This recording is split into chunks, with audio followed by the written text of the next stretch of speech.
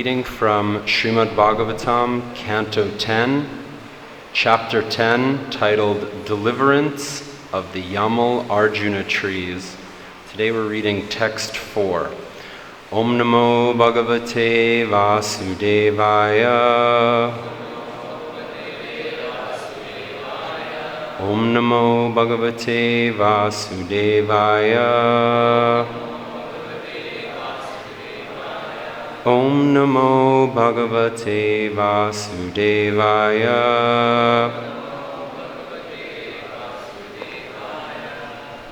Antaḥ praviśya gaṅgāyām. Antaḥ praviśya gaṅgāyām. Antaḥ within. Praviśya entering. Gaṅgāyām the Ganges, known as Mandākinī.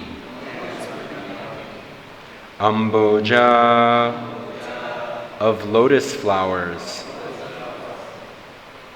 Vana-rājini, where there was a congested forest. Cikrīḍatuḥ, the two of them used to enjoy. Yuvatibhir, in the company of young girls. Gajau, two elephants. Eva, just like. Kareṇubhiḥ, with female elephants. Translation and purport by His Divine Grace, Srila A.C. Bhaktivedanta Swami Srila Prabhupada, Ki Jai. Within the waters of the Mandākinī Ganges, which were crowded with gardens of lotus flowers, the two sons of Kuvera would enjoy young girls, just like two male elephants enjoying in the water with female elephants.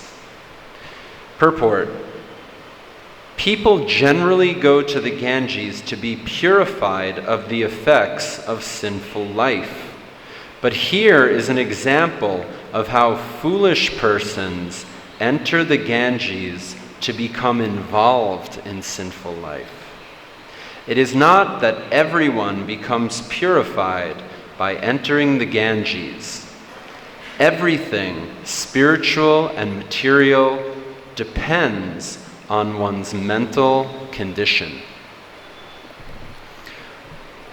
Om Ajnana-timirandasya Jnananjana Shalakaya Chakshulam Militam Yenam Tasmai Sri Gurave Namaha Sri Chaitanya Manobhistam Stapitam Yena Bhutale Sayam Rupa Kadamayam Dadati Swapadantikam Bandeham Sri Guru Shri Yuta Padakamalam Sri Gurun Vaishnavamscha Sri Rupam Sagrajatam Sahagana Raghunathan Vitam Tam Sajivam Sadvaitam Savadutam Parijana Sahitam Krishna Chaitanya Devam Sri Radha Krishna Padan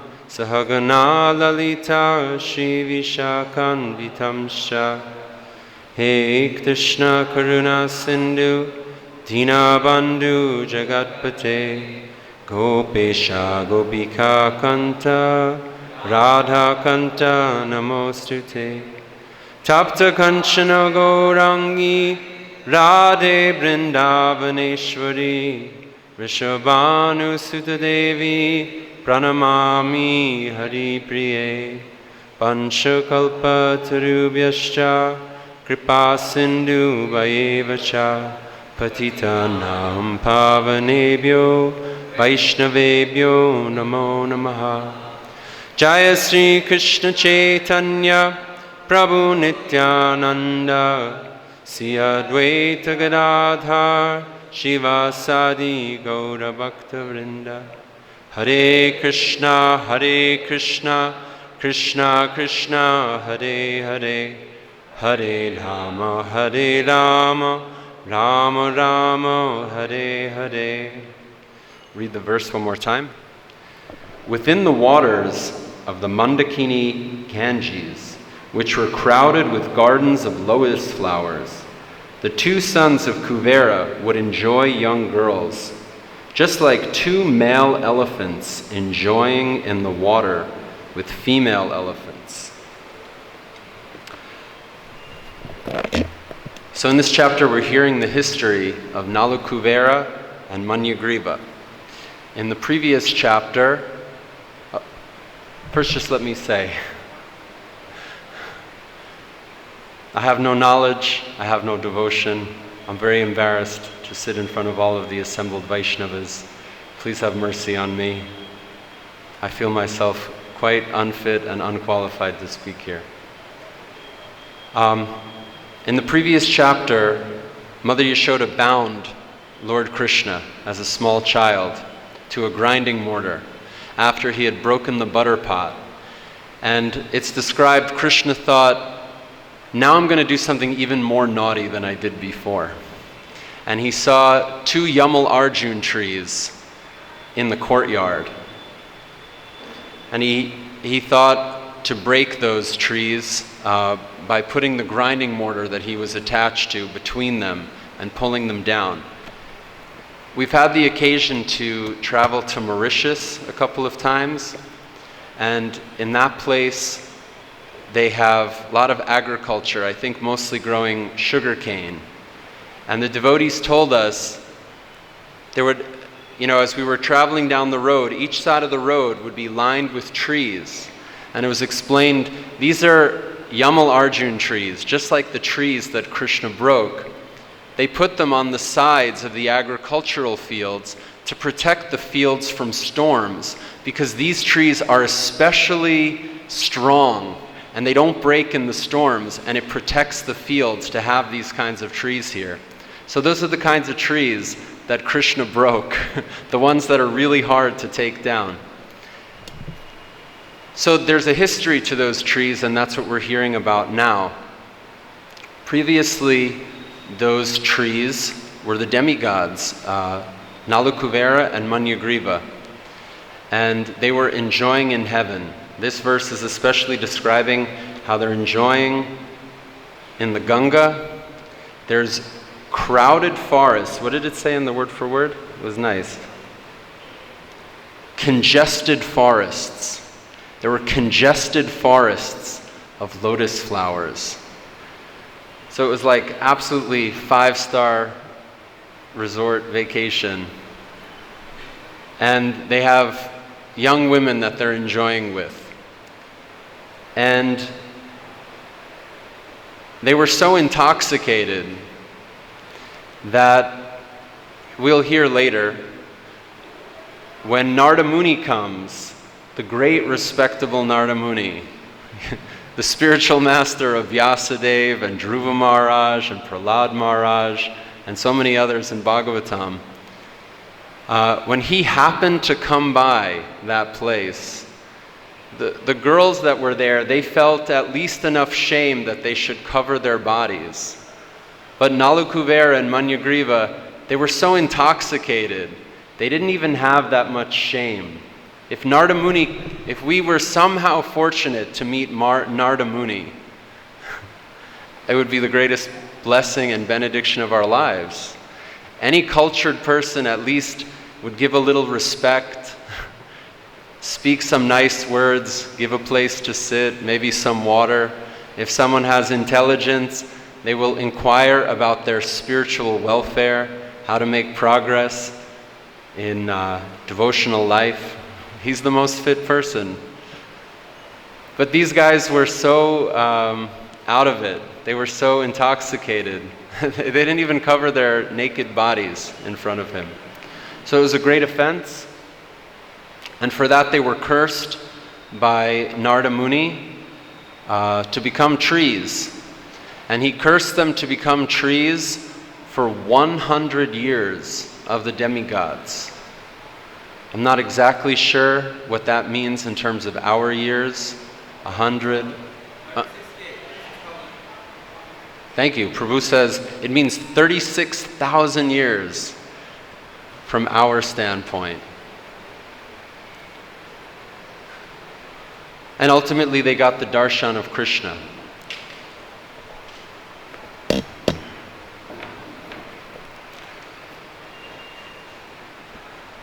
So,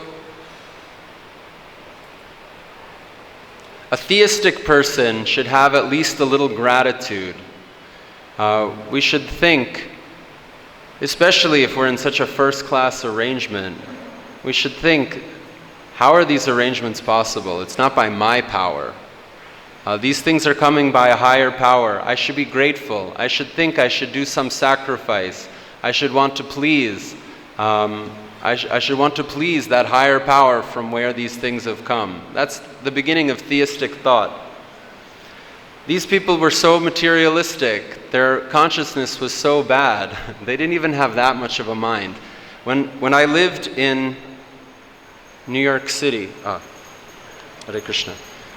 Jai Sisi Gornitai, Jai Shishi Krishna Balaram, Jai Shishi Radha Sham Sundar Lalita Vishaka Devi Ki Jai. I was just going to say, anyway, many years ago, I knew somebody he was also a banker's son when I lived in New York City, and I kind of saw his nature a little bit. His father was in a very, very high post in a national bank, some European bank, and so the son, you could see he had a good job. He had an easy life. He didn't have to struggle very hard, and he lived in a lot of material opulence.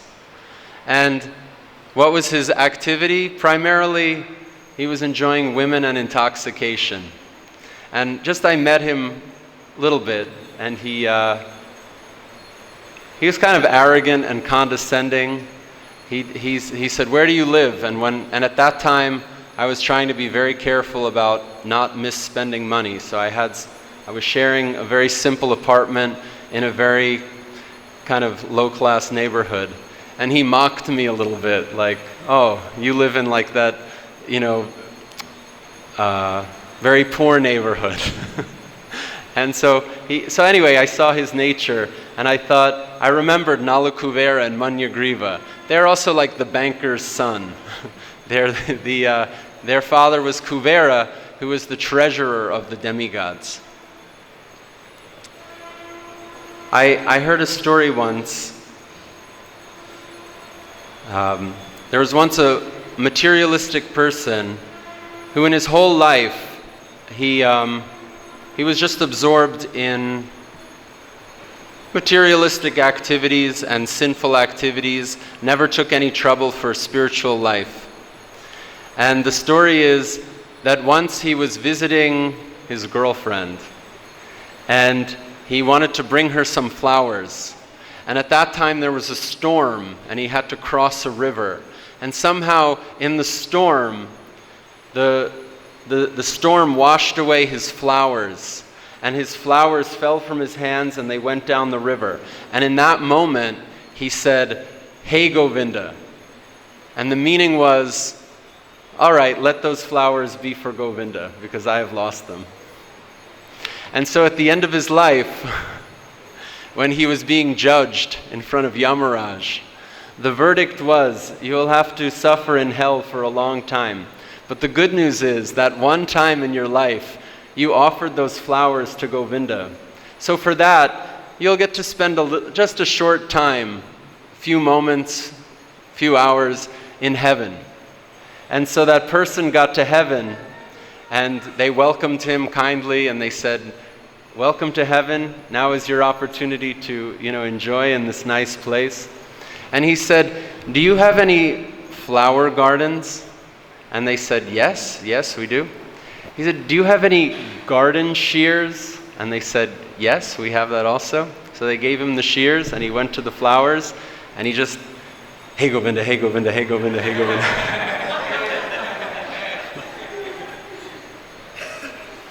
So anyway, that's a better use of the facility of the heavenly planet. They're just thinking to enjoy for their sense gratification, but also there they should do some service.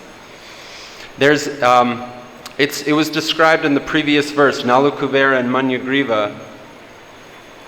They are the worshippers of Lord Shiva, right? It said that, yes.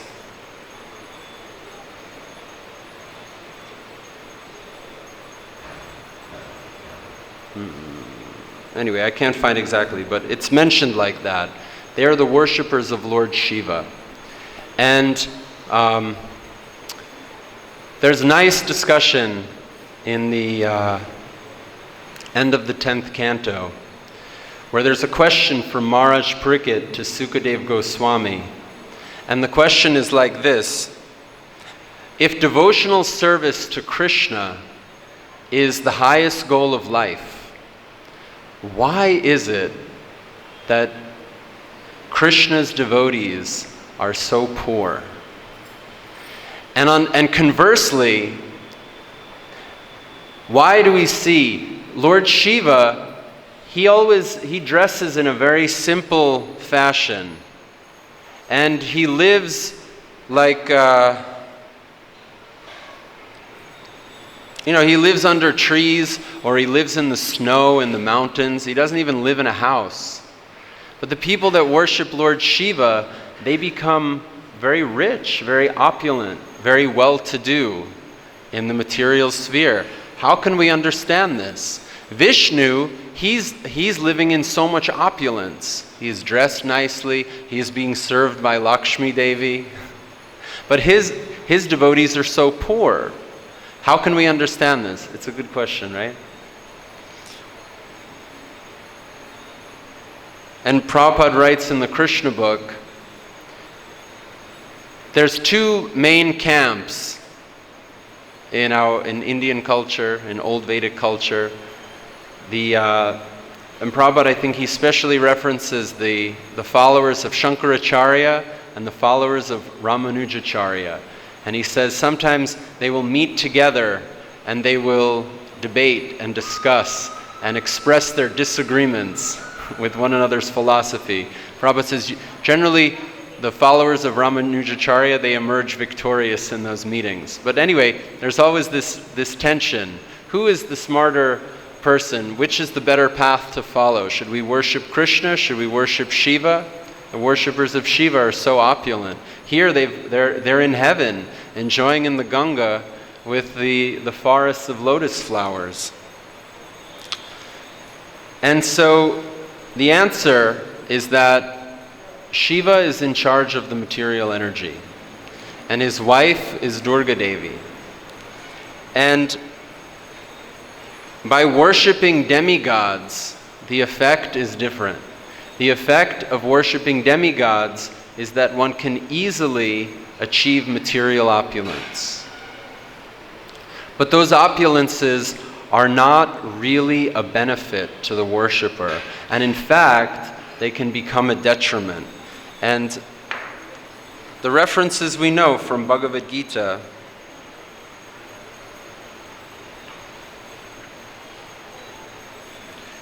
Krishna says, Kamaistaister kritagyana prapadyante nyadevata tam niyamam ashtaya prakritya nayatasvaya. Those whose intelligence has been stolen by material desires surrender unto demigods and follow the particular rules and regulations of worship according to their own natures. Krishna also says, Antavyatu phalam tesham tad bhavat yalpamedasam devam deva yajo yanti mad bhakta yanti mamapi. Men of small intelligence worship the demigods, and their fruits are limited and temporary. Those who worship the demigods go to the planets of the demigods, but my devotees ultimately reach my supreme planet. So we understand that everything in this material world, it's temporary and it's full of misery.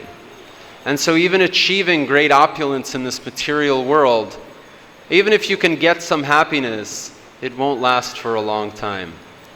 And like I heard Prabhupada say, even if you achieve great opulence, it'll never be unalloyed happiness. There will always be some pinprick, some pain, some trouble, some disturbance will be mixed in there.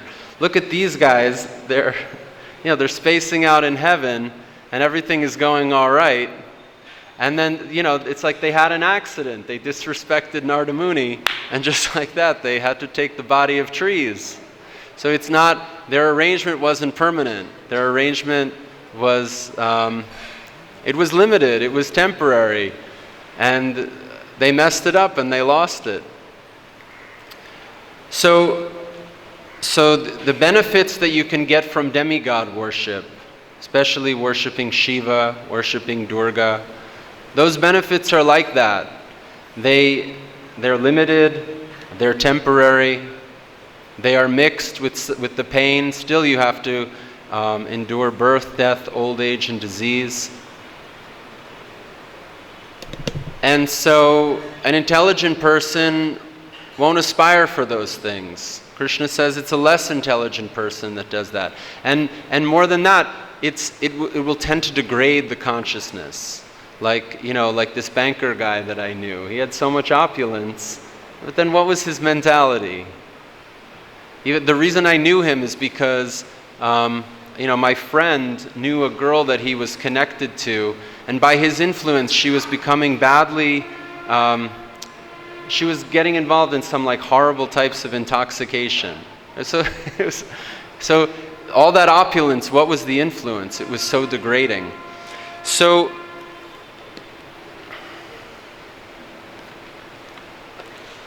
by worshipping Shiva, by worshipping the demigods, maybe you can achieve a higher degree of material opulence, but that's not really a success. On the other side, Krishna, Hari, he is fully transcendental to the three modes of nature, and when one takes shelter of Hari, we know this verse also, what does Krishna say? Daivi hiye gunamayi mama maya duratyaya mam eva ye prapadyante mayam etam tarantite. This divine energy of mine, consisting of the three modes of material nature, is difficult to overcome, but those who have surrendered unto me can easily cross beyond it. So by worshiping Krishna, what is the benefit? The benefit is that a person can become completely transcendental to the modes of material nature. By worshiping the demigods, you become further implicated, further degraded in the cycle of action and reaction. And by worshiping Krishna, you become elevated so that you're able to transcend the three modes of nature. Prabhupada writes that to be nirguna means to be devoid of material opulence. When we see great personalities, we appreciate their simplicity, that they're very frugal. They don't have material opulence. They have, they're living simply, just according to what's required to keep the body and soul together. And in that way, they don't become falsely proud of material opulence. And when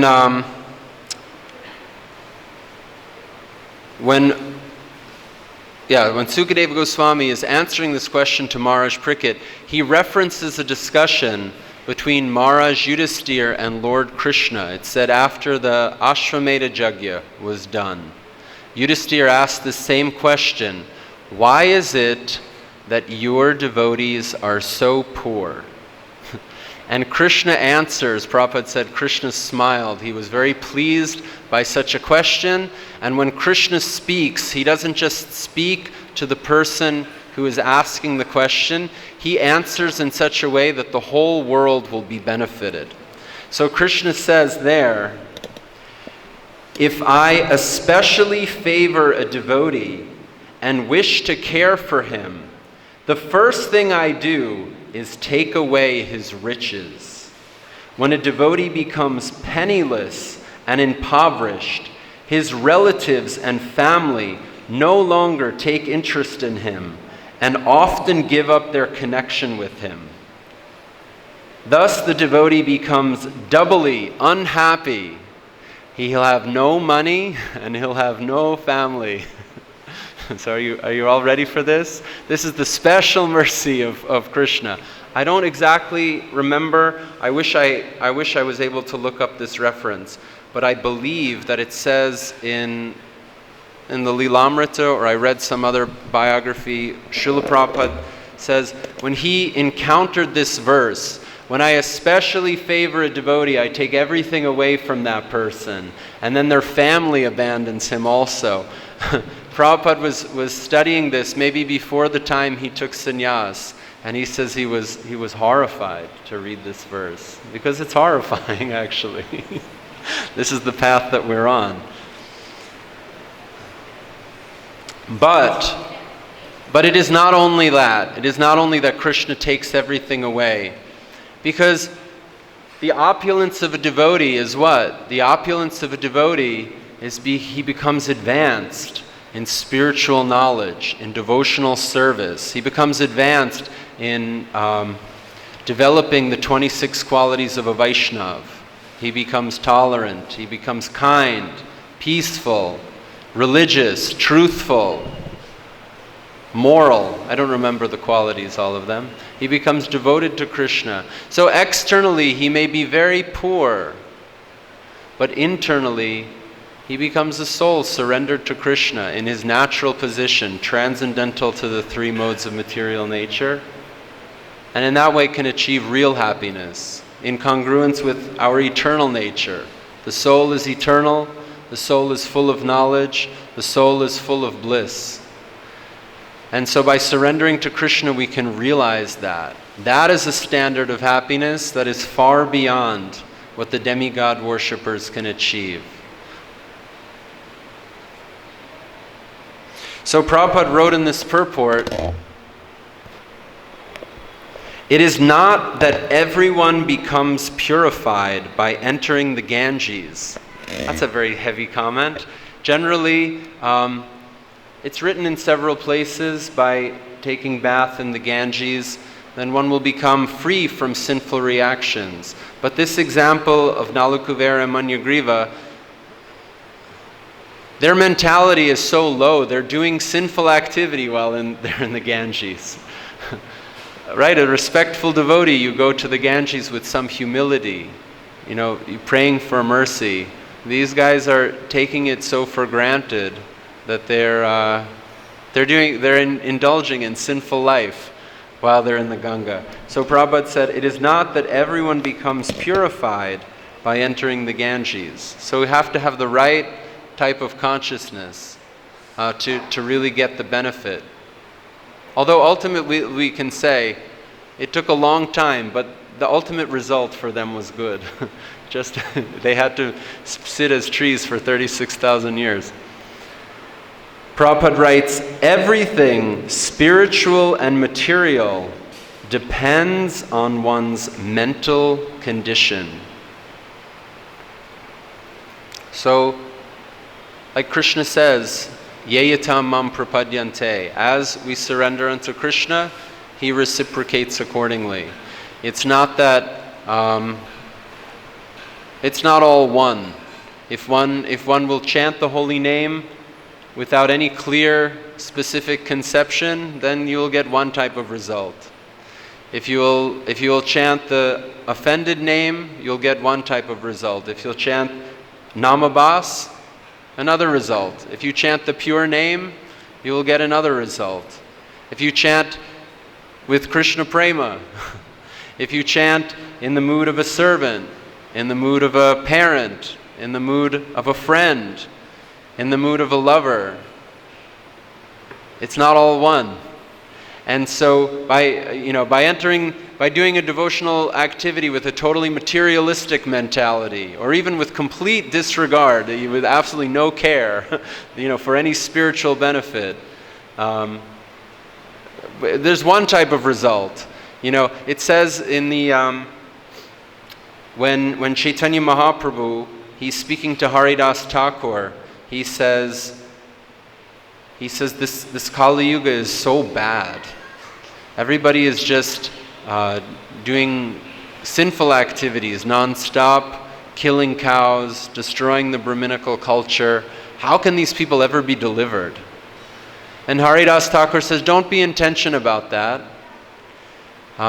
Because simply by chanting Namabhas, simply by chanting the reflection of the holy name of Krishna, one can be completely liberated.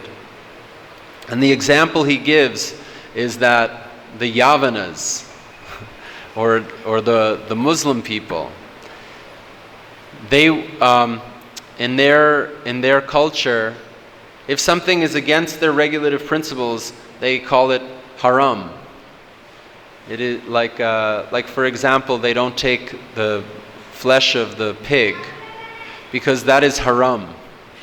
And so Haridas Thakur says, so the Yavanas are saying haram, and the pure devotees, they are saying ha ram, like, oh my Lord Ramachandra, oh my Lord Ramachandra. And so they are saying the name Ram, and they are decorating it with ha, which is like a calling out, oh Ram. So even though they are talking about something totally different, just by saying that Ram, that name Ram, ha Ram, then they are getting the benefit still of speaking the Lord's name. And so they will be delivered by that chanting. And the proof is Ajamil. In the Bhagavatam, we know Ajamil, he named his son Narayan, and he wasn't at all in devotional consciousness, but at the time of death he called for his son, and ultimately he was delivered by the Vishnu Dutas. And so just by chanting the Namabhas, still one will be delivered. And then he says, this is the point I want to make. If that's true for someone that chants Namabhas, then what to speak of someone who will chant the name with faith and with devotion? So Prabhupada says, everything spiritual and material depends on one's mental condition. So I think the main question is, how can we improve our mental condition? How can we do our devotional services in a way that we will get the most benefit? We don't want to be like Nala Kuvera and Manyagriva sitting in the Ganga getting no benefit from it. That's horrible. So I think that the whole process of Krishna consciousness, that's what it's all about. It's about improving our mental condition, improving our consciousness, approaching the Lord with a deeper, more pure mood of surrender. Anyway, there was something else I was going to say, but maybe we'll just stop there if anyone has any question or comment.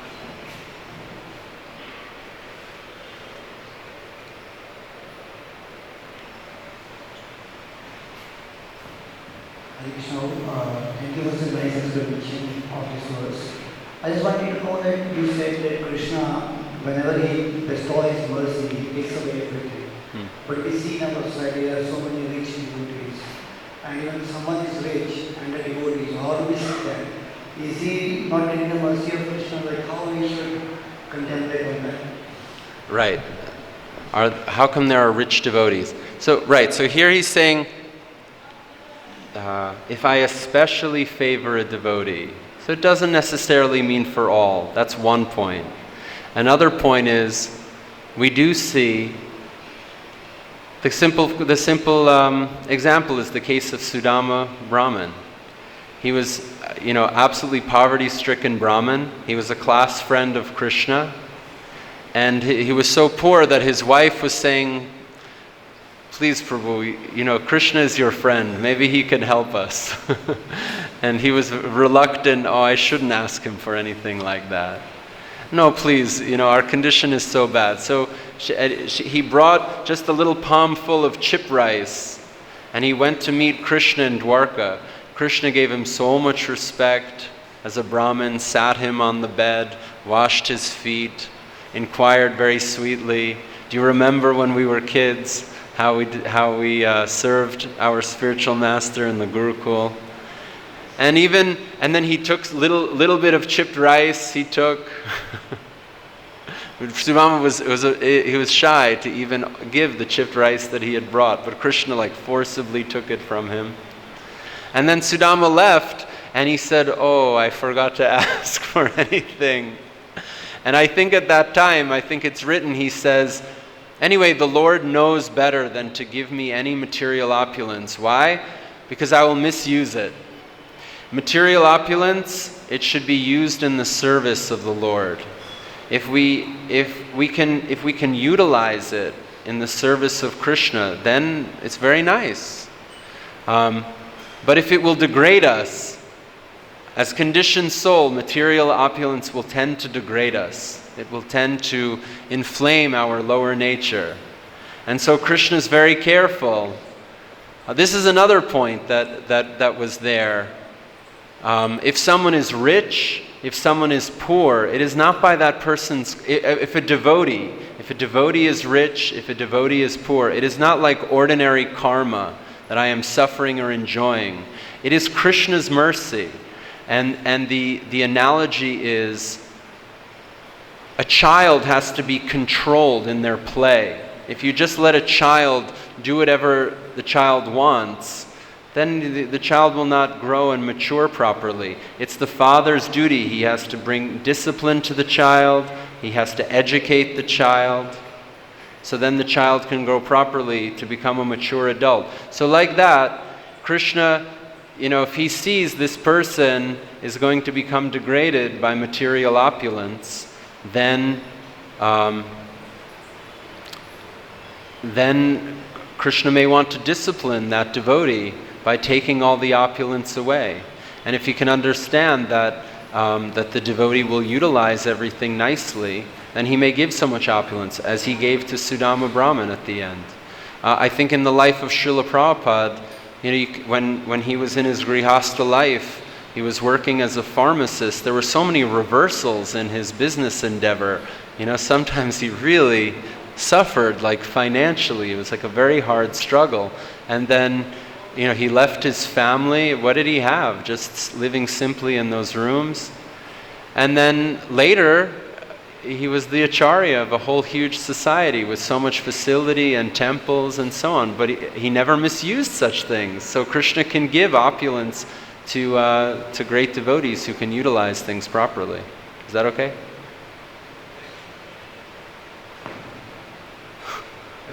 Oh. You referenced Prabhupada saying how it was a lecture in 1973 in Los Angeles when Prabhupada described how everything was taken away.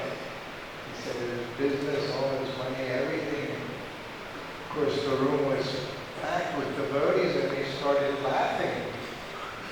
And Prabhupada said no. He said it was horrible. He said it was very difficult. So we even think like that. We hear these things and we think, oh, that's nice, but if it happens to you, it's a very serious situation. So Prabhupada said no. Of course, now he says, now I have so much. Everything was there. But he expressed it with great emotion, how difficult sometimes Krishna puts us in these situations.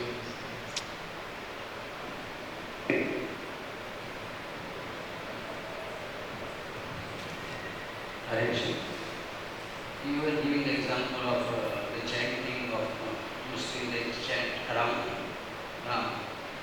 But we are chanting 16 rounds, Hare Krishna, Krishna Krishna, Hare Hare, Hare Rama, Hare Rama, Rama. And we have said that it should be chanted purely and you have to be pure devotee to go back home by the. So So how is this chanting one word, Ram Ram, and Ajami chanted Narayana, they got benefit? Can you explain that?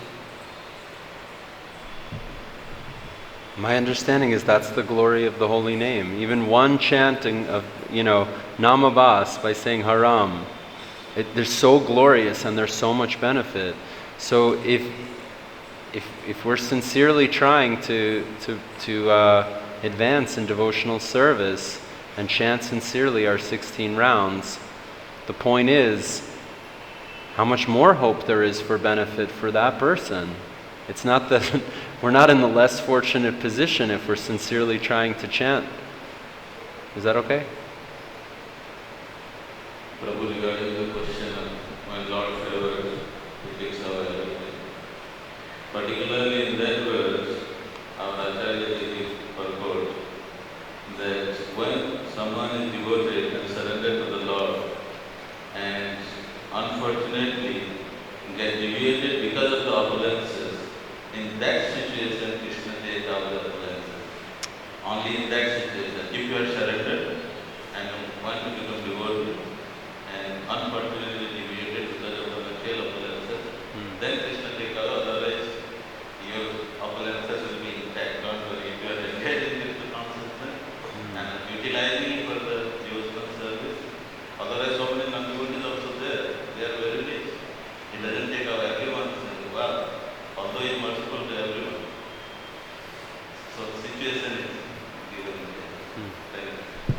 Thank you, Prabhu. I'm so sorry.